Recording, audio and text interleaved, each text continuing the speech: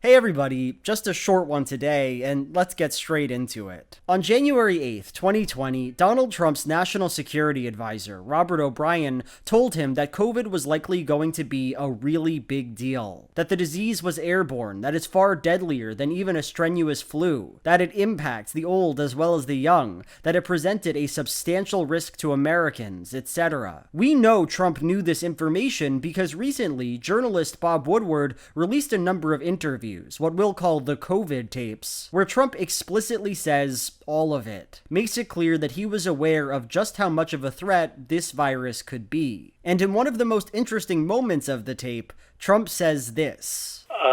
I wanted to always play it down. I still like playing it down. Yes, because I don't want to create a panic. He wanted to play it down. He still wants to play it down. His misinformation about the virus, his undermining of masks, his constant comparisons of COVID to the flu, something he just did even after he literally got COVID, are revealed to be what we always knew them to be. A campaign of misinformation against the American public. A campaign that, as it turns out, began long before we, Americans without access to top secret information, had an inkling that COVID might be a problem here. This is 5% versus 1% and less than 1%. So this is deadly stuff. On September 9th, 2020, CNN reported on this story with the help of correspondent Jamie Gongol. And as she presents these tapes to the audience, as she hears Trump talk about how he lied, Gongol says this. But John, this wasn't just about panic. The White House, we know, is very concerned about the economy. The president is very concerned about getting reelected. And this 5-second quote is what we are going to talk about today. This quote kind of blew me away. So what is Gongol saying here? Well, I'd say it's two things, right? First, that she is dubious of the president's motivations. He says that he lied to the American public in order to not cause a panic. She says that's bullshit. In fact, he most likely lied to keep the stock market rising, to secure his re-election. Second, she's implying that her claim here is relevant to our interpretation of this situation. This is CNN, after all. Time is short, many people are watching, and she is acting here as a meaningful and insightful interlocutor with this text, with the COVID tapes. What's more, you can just hear the disgust in her voice as she says this line, right? You can hear that it matters to her a lot that Trump lied about his motives. But John, this wasn't just about panic. The White House, we know, is very concerned about the economy. Let's put a pin in all that for a second and digress into a bit of a thought experiment. What happens to somebody when they are arrested on the charge of murder? Well, you might say they would be brought into a court. Two attorneys would speak about whether or not they committed the crime. Then the jury would say whether they were guilty or not guilty, and then they'd be set free or put in prison on that basis. Now, this is of course true. A great answer, by the way. Kudos on your incredible answer to that question. But it is incomplete. Because alongside the process that tries to determine your guilt, there's another process, a psychological process. Why did this person commit the crime? Who are they, and how would we go about making them less violent? Were they a victim to some form of psychosis? Were they in control of the situation? See, justice in our society is not just a matter of figuring out who did what. It's also a process of producing a subject who can be judged, a moral entity who can stand before the law and face its decision. For all intents and purposes, then, we invent a soul, because it is a soul and not just a body that we want to discipline and punish. Now, I bring all this up because we can sort of see this process unfolding in the way that Gongol treats the COVID tapes. For much of her coverage, she is engaged exclusively with the corpus of evidence. What did Trump know and when did he know it? Remember, for those of us from Watergate, Howard Baker, what did the president know and when did he know it?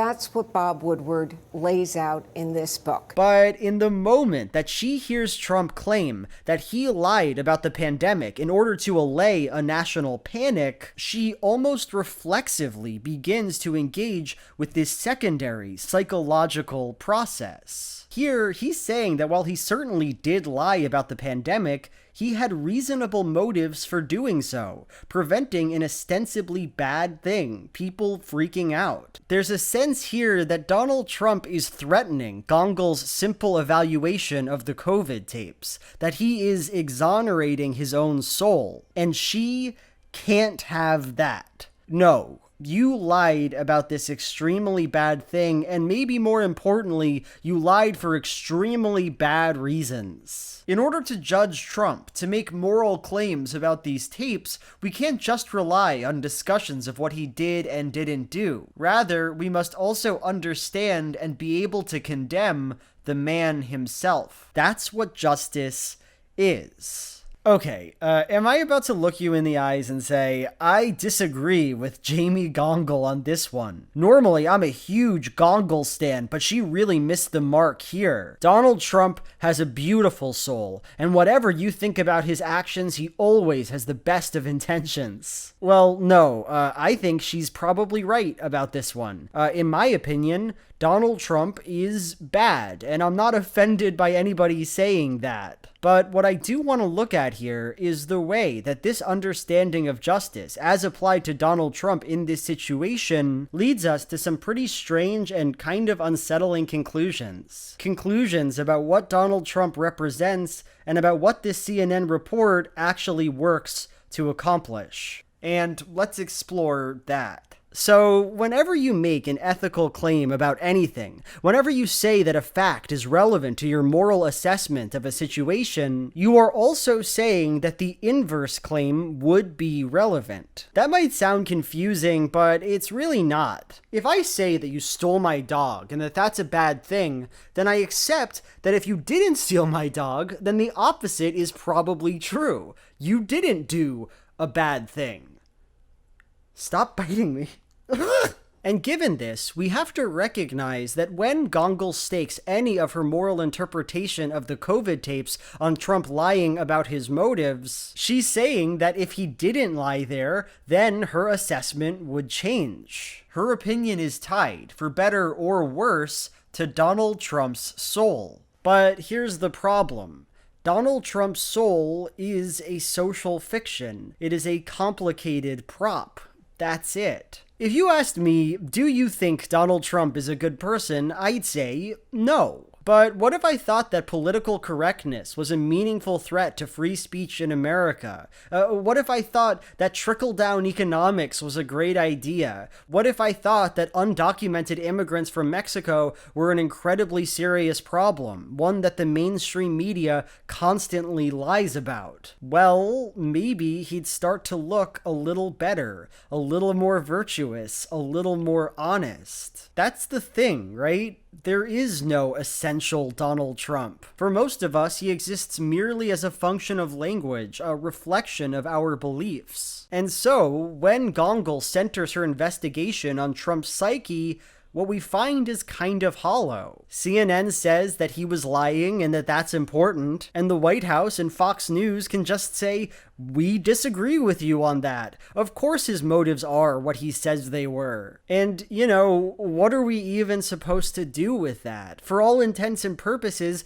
they are just as right as she is, because Donald Trump is just whoever you want him to be. The conversation was over before it began. And is this necessary? Is this vague, ambiguous way of evaluating the COVID tapes really the only way we can talk about them morally? Well, no, it's not. Just because somebody provides a moral-sounding rationale for a thing they did, that doesn't make it a good rationale or even a coherent one. If I stole your dog and you asked me why I did that, I could say, well, I think I'm amazing at raising dogs, and that any dog would flourish in my care. Now, you could believe me about my motives or not, but either way, a reasonable response here is, dude, there's many ways of getting a dog. You didn't need to take my dog, who I love. And also, no matter what, even if there wasn't a lot of ways of getting a dog, you can't steal my dog. She's she's mine. Oh! So it is with Trump. Even if he did want to prevent a national panic, he could have done that in a number of ways. He could have been normal, taken the virus seriously, and had more aggressive policies to combat it. He could have not told people in states with lockdown orders to liberate themselves. He could have not called mask usage politically correct. I couldn't hear you. Can you take it up because I cannot hear you? I'll just speak louder, sir. Oh, okay, good. You want to be politically correct. He could have not lied. To say that Donald Trump's stated motives here were disingenuous is completely missing the point. The point being, he murdered countless people, an act that his intentions, true or not, does nothing to justify or even really explain. So I guess it's time we ask the question of the day, why do I care about any of this? Like, it's a 5-second clip from a random correspondent. And even if I'm right that the moral framework she applies to this situation is inadequate and unnecessary, why does that matter to me at all? And honestly, I think it just kind of struck a nerve with me. You know, when I listen to these sections of the COVID tapes, I find them really moving because it was just a choice. Like, I often find myself thinking of Trump as this bad faith evil figure who's so steeped in his own lies that he hardly knows what the truth is anymore. But this is not the case. He knew what he was doing. Every step of the way, he knew it was bullshit. And looking at that, I can't help but have this visceral reaction like, is that democracy? Like, that information about the coronavirus, that wasn't Donald Trump's, right? It didn't belong to him.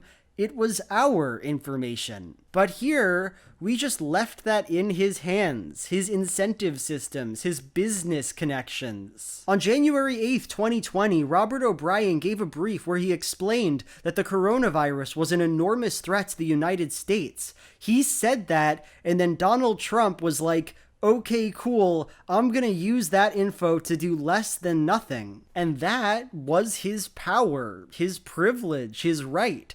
It was his right to murder us. And we know that for a fact because nobody stopped him.